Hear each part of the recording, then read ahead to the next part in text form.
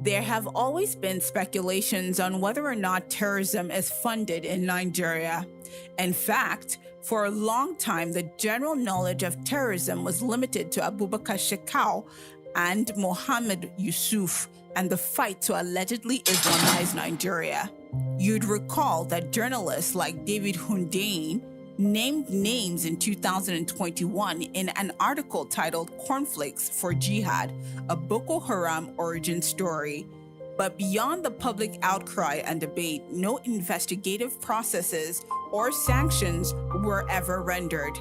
Now, a recent list uncovered by the Nigerian Finance Intelligence Unit confirms that terrorism is well funded in the country. A total of 15 terrorism financiers, their names comprised of 9 individuals and 6 bureau de change operators, were published. It now begs to question, what's next? The truth about financing terrorism in Nigeria is that everything the government has done in the past decade has been a lie. We have spent over $10 billion in trying to fight insecurity, insurgency in Nigeria. And up to date, since 2014 till now, $10 billion. And up to now, nothing significant has occurred. The government has a hand in it, and that is why the thing is still thriving. It's like a thriving business. The business is growing. This is more than 4 years, 4, 5 years, 6 years. They are still dealing on the same thing. Terrorism. There's a lot of insincerity in the way the government is handling the issue of terrorism and the financier. First, because the causes are known, which are those that are financing the terrorism. And if they are known, it's now left for the government to take action. For them to know the financier of these terrorists and not prosecuting them and doing the right things, it shows that the government is not sincere with fighting terrorism. On Deep Trac, Ladi Thompson, security consultant and geopolitical analyst, takes a long, hard look at the Nigerian government's list of terrorism financiers. Hello there, thank you for joining us. This is Deep Trac, and today we're looking at financing terrorism in Nigeria. I have my guests with us, who is a clergyman, he's an architect, he's also a security consultant and a geopolitical analyst, Reverend Ladi Thompson. Thank you, sir, for coming. Pleasure will always be mine. Nice to have you in our studios. In the past, the federal government made public the existence of 96 financiers of terrorism in the country. Even, more names, more numbers have been added, but again, the names were never published, and neither was anyone prosecuted the last time we checked. Has anything changed as we speak? It appears those who should have taken the bull by the horn suddenly developed cold feet. Has anything changed? Well, thank you very much. First of all, let me say it's a pleasure for me to be here. And the pertinence, or shall I rather say the perspective with which we are approaching the issue, I think is what needs to be addressed first of all. The federal government announces 96 names. In the first place, we were only pressured to announce them because the info actually came from without the country. This is something that came from outside the country, with the names of Nigerians and all that. Now, if those names haven't been announced yet, till now, and even more have been added, and I remember somebody pointing out that one of the wealthiest men in Kaduna State was involved in the financing of terror.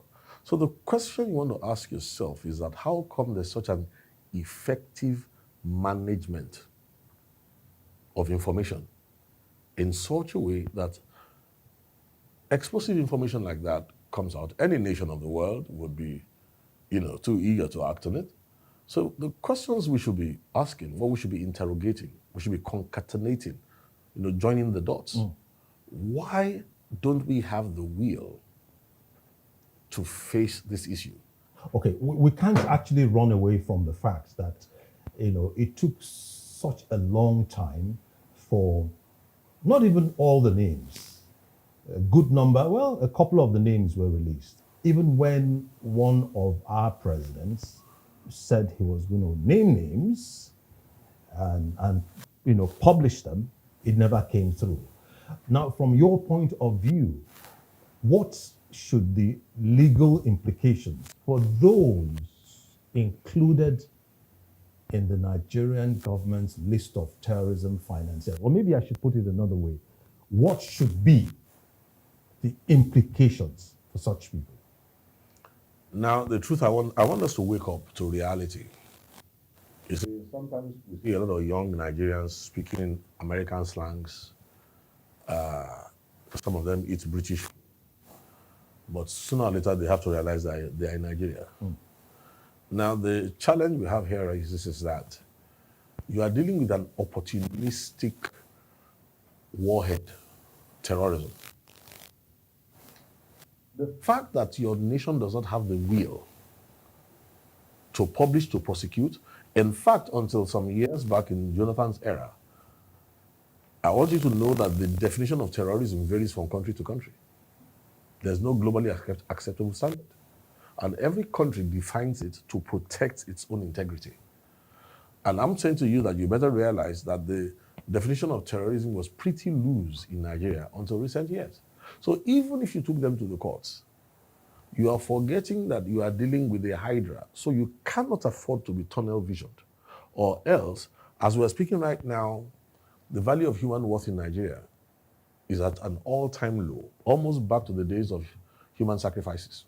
Why is it when we have the judiciary, we have all the institutions in place, the question we should be asking is why are they not efficient? Why is the value of human worth still going down? Why is Taraba? Why are people still dying daily? Now, fortunately, because of my work, I'm privy to information. I want to even tell you that in more recent times, it's no longer news in Nigeria. What's happening in Kaduna State, what's happening in Taraba, in Plateau, the things that are happening on a daily, if 9 people are killed, it doesn't ruffle any feathers. So we have really dropped, obviously, we have, with no regard for human life. Can we suspect that foreign financiers also are seeing that some BDCs, operators, below the change operators, were involved, Honestly, were mentioned in the list, actually? Honestly, take it to the, one I'm trying to point out is this, is that when you want to solve a problem, don't allow people to make you fixate on picking leaves.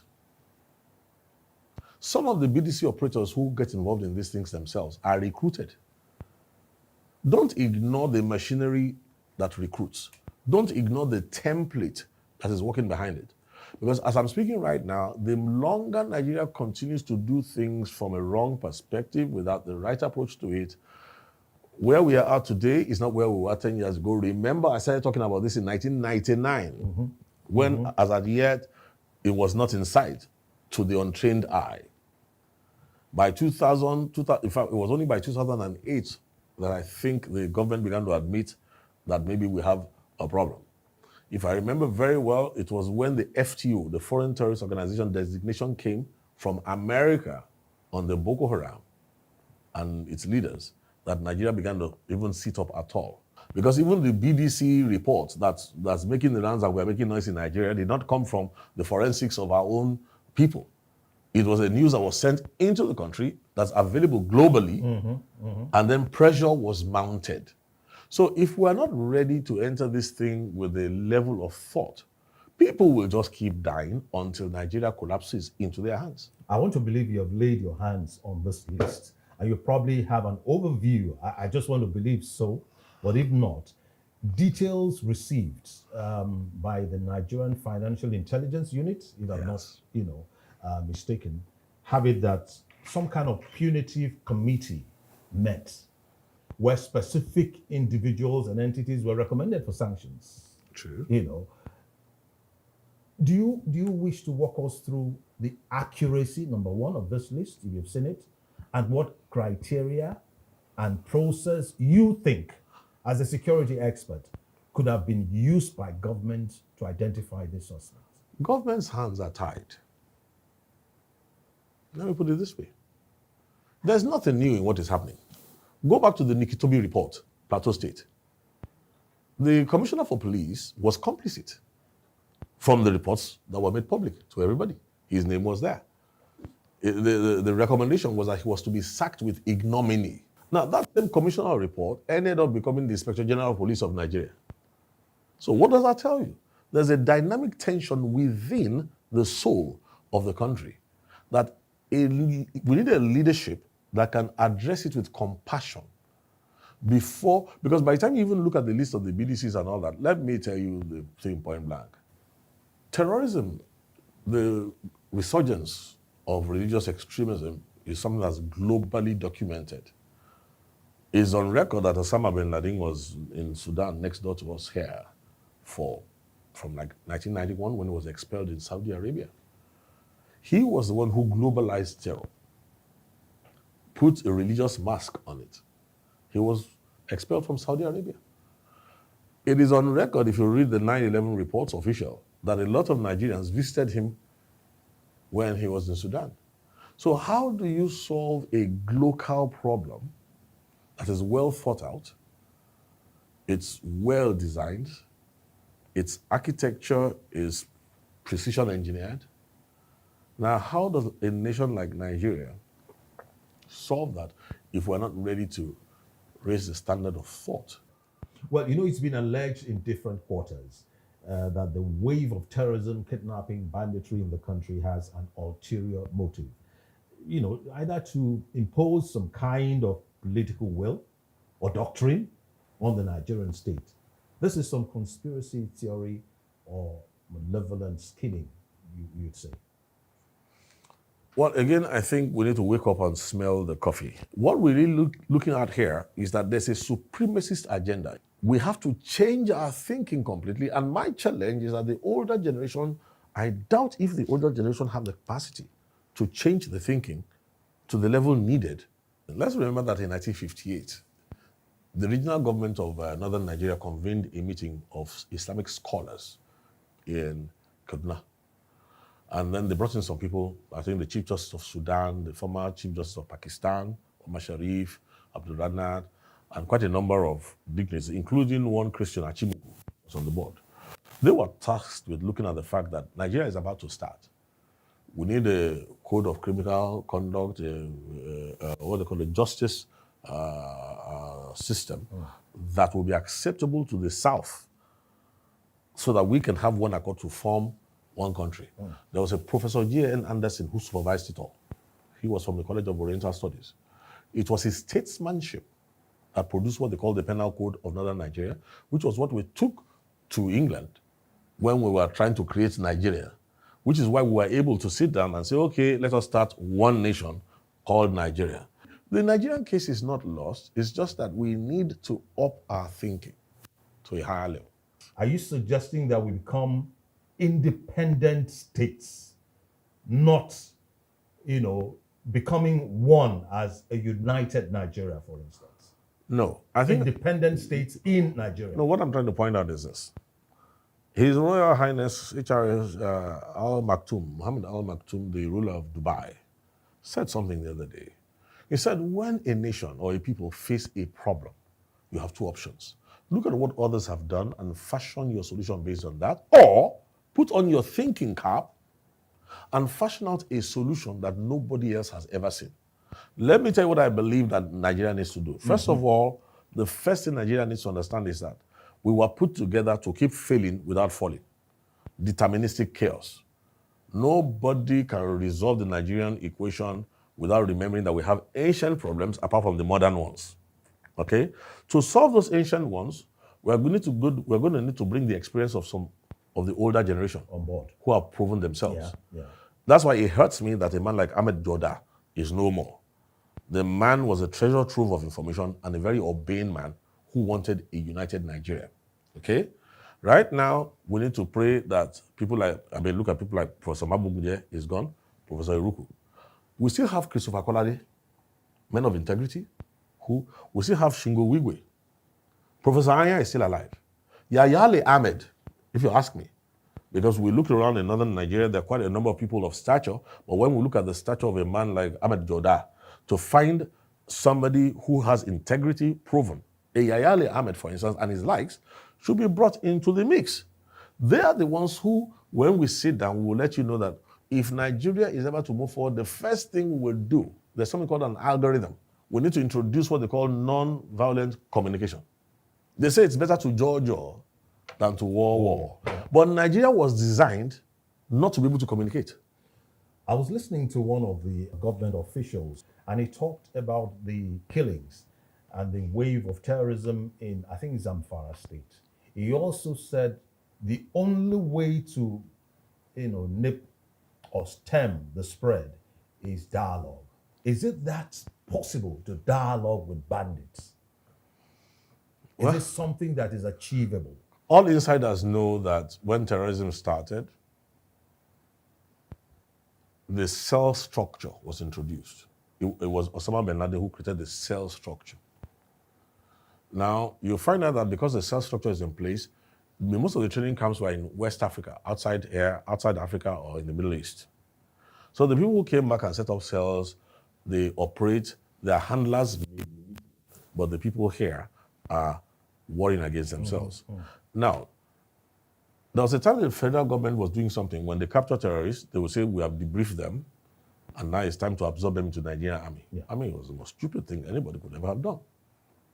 You don't dialogue with terrorists who have shot guns and killed Nigerian army officers. Their wives are grieving. Their children are grieving. The person who killed the husband is now wearing an army uniform, claiming he has. And anybody who knows the indoctrination, which is another head of this hydra, knows that you can't easily flip somebody who's indoctrinated. So what I'm trying to point out is, it is the nation itself that needs NVC. Right now, there are tribal divisions that are still under the surface. Put me into any room, there's something you can say, the Igbos and the Yorubas will divide it instantly. Why? Because that's what we were set up for, divide and rule. So what we need is to create a platform of dialogue where we can resolve the issue of Biafra. The issue of the embers of Biafra are burning. It is, look, every child comes into this world, not as an Igbo man, not as a Yoruba man, not as anything. We need to create a system that turns you into a Nigerian before you become Yoruba, before you become Hausa, before you become Fulani. There is a way these things are done. Away from the blinding maze of propaganda, intentional falsehood, zipping across the airwaves, traditional media, misinformation, disinformation. New media platforms and all. What lasting measures then can be put in place to enhance our ability, not just government's ability, our ability to detect and to also possibly deter terrorism financing? Because you can't run away from the fact that terrorism is being financed. Yes, it's being financed, but there's an intelligence that created the financial structure. For instance, Islamic banking is a good thing. If you ask me, any nation benefits from Islamic banking. But when Osama bin Laden tweaked with Islamic banking in Sudan, he created some pathways by which it could be used to fund terrorism. There was a time a bank in England, I remember the British government had to nail one of the banks that was offering Islamic banking then because some terror financing was going on.